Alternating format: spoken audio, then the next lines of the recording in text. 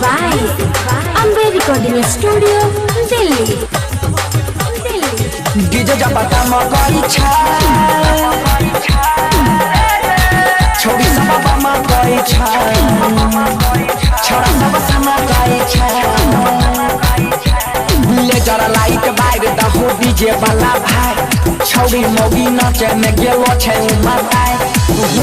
हुमच के चौकी दल के तोरा ठुमका लगाबै छे बादा पे जोर महारा मारी छे बरतिया में सोर छौरा सरतिया के लागै छे डोर डीजे जपटा मकई छा छोड़ी सब बाबा मकई छा छोरा सब समा गई छे डीजे जपटा मकई छा छोड़ी सब बाबा मकई छा छोरा सब समा गई छे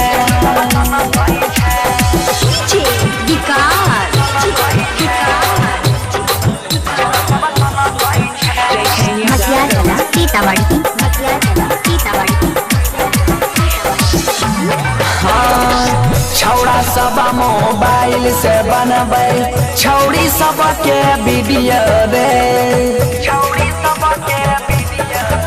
अरे माहौल गरम सब छौड़ा करे छौड़ी करै छै जुलुम छौड़ी करै छै जुलुम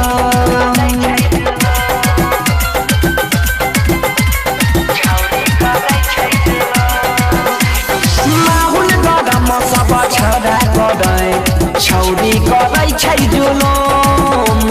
छौरी करै छै जुलुम बजै रहै डीजे सबके बनल रहै जोश देखै वाला छोड़ा के बिगड़ गेलै होश हुमच के चौकी दल के तोरा ठुमका लगाबै छै बाबा से जोर मारा मारी छै बरतिया में आज हम दोनों भाई मिलकर एगो बहुत शानदार जीजा जी और साली के गीत DNS इंटरटेनमेंट के माध्यम से आप सबके बीच लेके आई बानी। एक गाना के ज़्यादा से ज़्यादा प्यार दी, आशीर्वाद दी और चैनल के लाइक सब्सक्राइब करी और घंटी दबा के टनटनाए दी।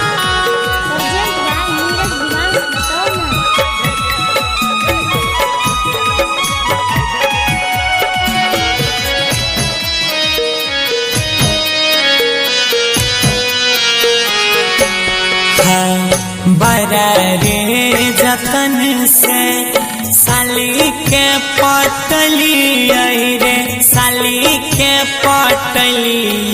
रे से हो साली के सारू लेने जाए हा से हो साली के सारू लेने जाए अरे भैया बड़ा रे जतनमा से साली जी के पटली रे साली जी के पटली रे से हो साली के सारू लेने जाए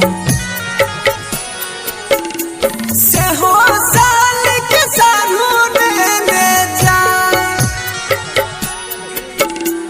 हमारे जानू के सारू लेने जाए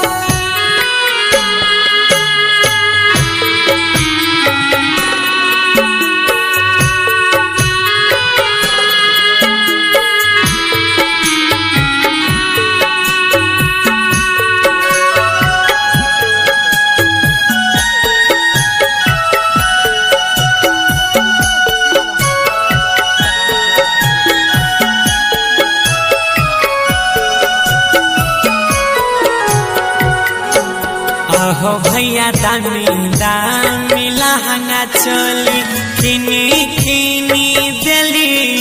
हो लानी लानी दिली हो सारू सारी पिन्हाई लेने जाए